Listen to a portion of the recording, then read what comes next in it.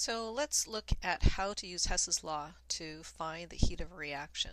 So here we've got methane plus oxygen gives you carbon dioxide and water. Basically it's a combustion reaction, and all organic compounds, and when they're fully combusted by water, when they fully react with oxygen, they would make carbon dioxide and water. This is basically what your body does with sugars and other things in the organic compounds in the food that we eat. So balanced equation, make sure you have that. The 2's are going to be important in our calculation. So the heat of the reaction is the sum of the heat of formation of all the products and minus the sum of all the reactants. So remember, final minus initial. What are the reactants?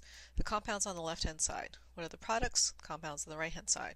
This is something we have to keep in mind because people do get mixed up. And so we need this heat of formation values. Here's carbon dioxide, here's water vapor, here's methane. So this is a information that you'd look up in the back of the book. You may have maybe given this in a data page on a test, or it could be right within the question. So now we have those numbers. We had methane as negative 74.87 kilojoules. This heat of formation of oxygen is 0 because the heat of formation of any element in its natural state is always 0. The heat of formation of carbon dioxide, as we saw in the table, negative 393.5, and the heat of formation of water in its gas state, so you have to make sure it's the water in the gas state, is negative 241.8, and we need to multiply it by that 2 because there are 2 moles of water being formed.